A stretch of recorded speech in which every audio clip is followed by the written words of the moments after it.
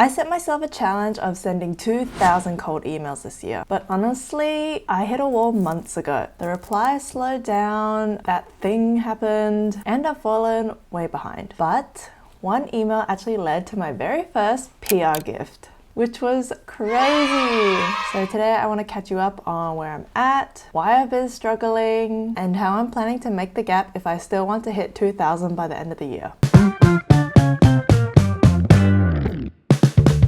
Hi, if you're new here, this is part 3 of a journey to sending 2,000 cold emails to food businesses pitching my art services. I started this series in January, hoping to keep on this steady path throughout the whole year, but that quickly took a turn when I found out some information, which you can check out in part 2.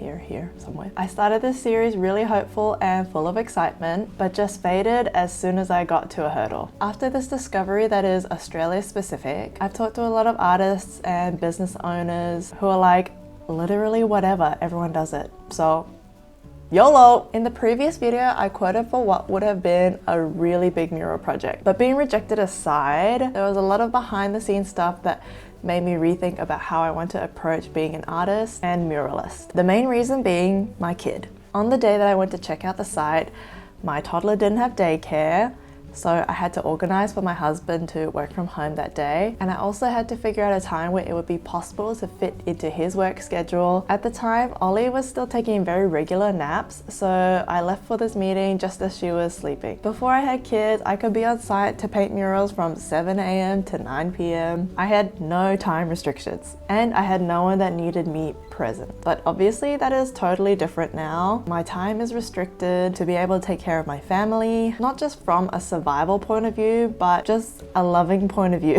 I don't want to expend all my energy on a painting just to come home and be grumpy and tired and not be able to do anything. I'm pushing 30, guys. I need to sleep well. So that is one of the bigger reasons. The other reason is I'm terrified of rejection.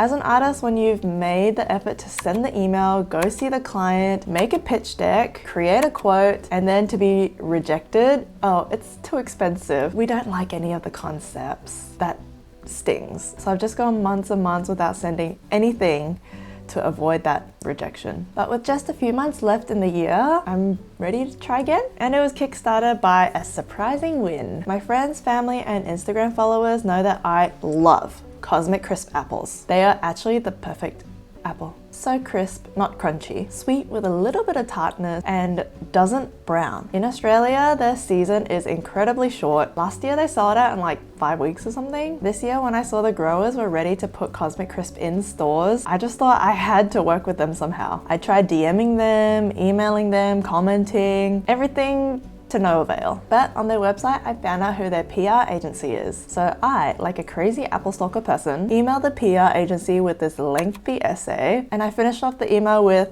I apologize if this comes off as weird art girl likes Apple. I was feeling kind of like, yeah, let's just see what happens. Whatever happens, happens. And then this happened. I'm on the Cosmic Crisp PR list. Yeah, I was shocked. I actually got on the PR list for these apples. But, and there is a but, the apples never came. The PR company instead sent me a Woolies gift card so I could buy the apples myself, which is still a major win for me. I got to have my favorite apples, do some cute art, and I also brought extra snacks with the gift card money. Even though I didn't get the PR experience I wanted, I freaking got a PR gift, and that was from a weird art girl sending a very long cold email. So I have hope again. These emails aren't going into the internet void. They're actually being read by people, and sometimes those people actually want to work with me. Okay, so let's check in with how many emails we are at right now. It's the same as last videos, 115 out of 2,000. Not many. So in order to reach my goal by the end of the year, I need to send 117 emails per week. Oh crap. I don't think I'm going to make it. Especially because I have some holidays planned, but okay, let's go. I already have all that I need to continue emailing. My email template, pitch deck, I just need to find the businesses and send. So I will become a cold email machine. And no, I will not be using email harvesting software because that is actually illegal in Australia. So don't do that. And people hate that. If you have ever done cold emailing or you are also on this journey with me, let me know your tips for survival. Let's finish this video strong and send a bunch of emails right now. Cue the time lapse. Another benefit of collecting emails manually is that you can check one by one if each business will be suitable for your work. For example, some cafes are kiosks in shopping centers, so it probably won't have wall space for a mural, or the aesthetic of the business is just a 180 from yours, so it doesn't make sense to pitch to them. I can also check to see the locations if I've visited before or have heard good things about the business, so it further ensures that the businesses you are contacting could legitimately be target clients for your work. Right now I'm collecting emails for cafes. Yeah, there are heaps of cafes. Did you know that Melbourne has the most cafes per capita in the world? Yeah, we love coffee. A lot. There will definitely be no shortage of cafes to email. This is why I have conditional formatting in my columns so that if I double up on something, it will automatically let me know and I can just delete it so that I'm not emailing them twice. I've got like 20 minutes before work starts, so I'll spend another 10 minutes sending emails and yeah, feeling kind of flat today, so just see how it goes. I made a big mistake!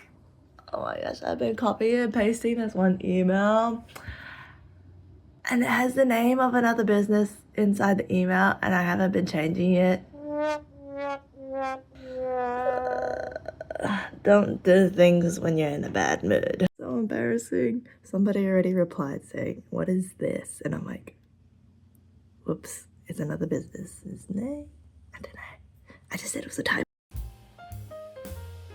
Work is over, it's 5:12 and I'm gonna send some emails.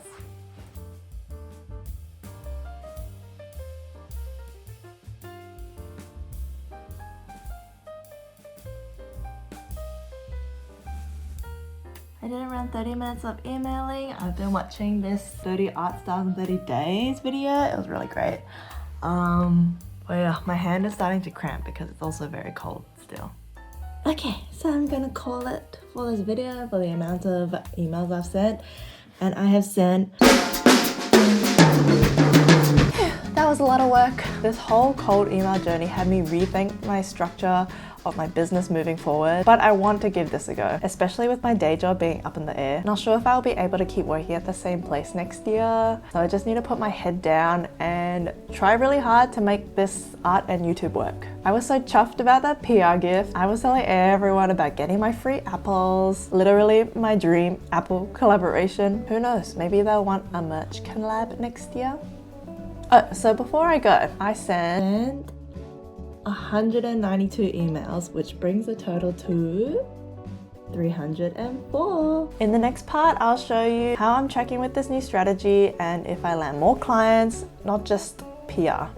Till the next video, bye! I just want to give you an update. So out of those 192 emails that I just sent, I have got one meeting, which is in half an hour, and I had 3 other replies and I've locked myself into being a featured artist in a brewery next year.